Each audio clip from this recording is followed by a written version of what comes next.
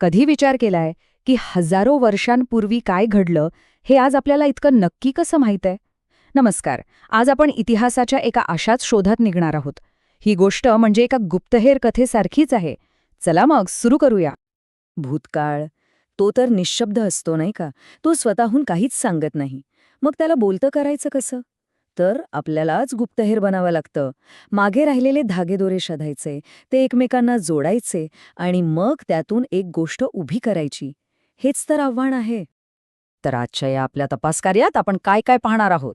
आपण इतिहासाचं कोडं उलगडणार आहोत. बघणार आहोत की जुन्या वस्तू कशा बोलक्या होतात, शब्दांमध्ये काळ कसा कोरला जातो आणि पिढ्यानपिढ्या चालत आलेले आवाज आपल्याला काय सांगतात. आणि हो, सगळ्यात महत्त्वाचं, या सगळ्या पुराव्यांची इतिहासकार कसोटी कशी लावतात तेही पाहू. चला तर मग आपल्या तपासाचा पहिला सुगावा पाहूया. तो म्हणजे भौतिक साधनं. म्हणजे काय? अगदी सोपं आहे. त्या गोष्टी ज्या आपल्या पूर्वजांनी मागं ठेवल्या आणि ज्यांना आज आपण पाहू शकतो, स्पर्श करू शकतो. आता हे बघा, एक साधं खापराचं तुकडं. कदाचित आपल्याला वाटेल की यात काय एवढं, पण नाही. हा साधा तुकडा म्हणजे आपल्या पूर्वजांची जोडणारा एक थेट दुवा आहे. जणू काही त्यांच्या आयुष्यात डोकावण्यासाठी एक छोटीशी खिडकीच. आणि तुम्हाला आश्चर्य वाटेल की या एका छोट्याशा तुकड्यावरून इतिहासकार काय काय शोधून काढतात. ते कधी बनवलं गेलं असेल, त्याचा आकार, रंग, नक्षी काय सांगते, त्या काळातले लोक काय खात असतील, त्यांचे एकमेकांशी संबंध कसे असतील. इतकंच काय, तर त्यांचा दुसऱ्या संस्कृतींशी व्यापार होता की नाही याचाही अंदाज बांधता येतो. कमाल आहे नाही का? तर मग ही खापरच नाहीत, तर जुनी नाणी, दागिने, किल्ले, लेण्या, मोठमोठ्या इमारती, स्तूप, या सगळ्या वस्तू आणि वास्तू किंवा त्यांचे जे काही अवशेष आपल्याला सापडतात ना, त्यांनाच इतिहासाची भौतिक साधनं असं म्हणतात. हे म्हणजे भूतकाळाचे असे साक्षीदार आहेत जे बोलत नसले तरी खूप काही सांगून जातात. आता एक गंमत बघा. धान्य, ते तर काही काळात खराब होतं, बरोबर. पण विचार करा, हजारो वर्षांपूर्वीचं धान्य आपल्याला कसं सापडतं? त्याचं एक गुपित आहे. स्वयंपाक करताना किंवा धान्य भाजताना काही दाणे जर चुकून जळाले ना, तर ते हजारो वर्ष टिकतात. आणि मग उत्खननात सापडल्यावर लॅबमध्ये तपासणी करून कळतं की त्या काळातले लोक कोणतं धान्य पिकवत होते. आहे की नाही भारी ट्रिक? ओके, तर वस्तू आणि वास्तूंबद्दल तर आपण बोललो, पण इतिहासाच्या तपासातला दुसरा आणि खूप महत्त्वाचा सुगावा म्हणजे शब्द. हो, लिहिलेले शब्द. जेव्हा माणसाला लिहायची कला अवगत झाली, तेव्हा भूतकाळ जणू आणखी स्पष्टपणे आपल्याशी बोलू लागला. अर्थात हा प्रवास एका रात्रीत झालेला नाही. सुरुवातीला माणूस फक्त चिन्ह आणि प्रतीकं वापरायचा. त्यातून एक पूर्ण लिपी विकसित व्हायला हजारो वर्ष लागली. आणि मग काय? एकदा लिपी आली की मग नाटकं, कविता, प्रवासवर्णनं, सरकारी नोंदी असं सगळं साहित्य तयार होऊ लागलं. आणि त्यामुळे आपल्याला भूतकाळाची खूपच सविस्तर माहिती मिळू लागली. पण तेव्हा आजच्यासारखा कागद नव्हता. मग लोक लिहायचे कशावर? तर कशावरही. मोठमोठ्या दगडी शिळांवर, तांब्याच्या पत्रांवर, कच्च्या विटांवर, मंदिरांच्या भिंतींवर. इतकंच काय, तर ताडाच्या पानांवर आणि काश्मीरमध्ये मिळणाऱ्या खास भुर्ज वृक्षाच्या सालीवर सुद्धा. विचार करा, या प्रत्येक गोष्टीवर इतिहासाचा एक एक तुकडा कोरलेला आहे.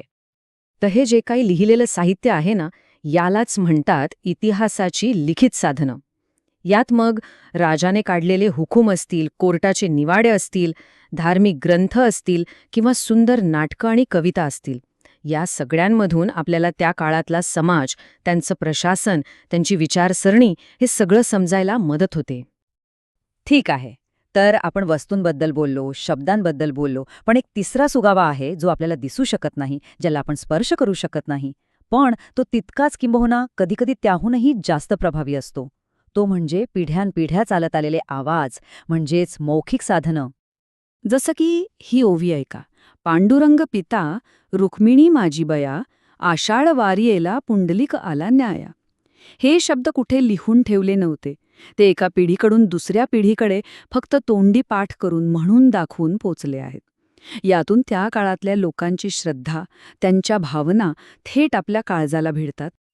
तर अशी ही लोकगीतं, लोककथा, ओव्या यांसारखं साहित्य जे कोणी लिहिलं हे आपल्याला माहीत नसतं, पण ते पिढ्यानपिढ्या लोकांच्या स्मरणात जिवंत राहतं. त्यालाच आपण मौखिक साधनं म्हणतो. ही लोकांच्या आठवणींमध्ये जपलेली इतिहासाची पानं आहेत. आता मौखिक आणि लिखित साधनांमध्ये एक मोठा फरक आहे, तो समजून घेऊया. लिखित साधनांमध्ये लेखक कोण आहे हे सहसा माहीत असतं आणि एकदा लिहिलं की ते बदलत नाही. पण मौखिक साधनांमध्ये लेखक कोण ते माहीत नसतं आणि प्रत्येक पिढी सांगताना त्यात थोडेफार बदल करू शकते. त्यामुळे दोन्हींची ताकद आणि मर्यादा वेगवेगळ्या आहेत आणि दोन्हीही तितकीच महत्त्वाची आहेत. चला, तर आपल्याकडे आता 3 प्रकारचे सुगावे जमा झाले आहेत: भौतिक, लिखित आणि मौखिक. पण इथेच गुप्तहेराचं म्हणजे आपल्या इतिहासकाराचं काम संपत नाही. खरं काम आत्ता सुरू होतं. ते म्हणजे ह्या सगळ्या पुराव्यांची कसून तपासणी करणं. कारण इतिहासात एक नियम अगदी पक्का आहे. तो म्हणजे एखादी गोष्ट फक्त जुनी आहे म्हणून ती खरी असेलच असं नाही. नाही, अजिबात नाही. त्या पुराव्याची उलट तपासणी करावीच लागते. तो कोणी लिहिला, का लिहिला, कोणत्या परिस्थितीत लिहिला, हे सगळे प्रश्न विचारणं खूप खूप महत्वाचं आहे. मग इतिहासकार करतात तरी काय? तर ते प्रत्येक पुराव्याची छाननी करतात. ते बघतात की हे कोणी, का आणि केव्हा लिहिलं. मग त्यातील अर्थ आणि संदर्भ समजून घेतात. आणि सगळ्यात महत्वाची पायरी, एका पुराव्यावरून काढलेले निष्कर्ष दुसऱ्या पुराव्यांशी जुळतात का हे तपासतात. यालाच चिकित्सक पद्धत म्हणतात.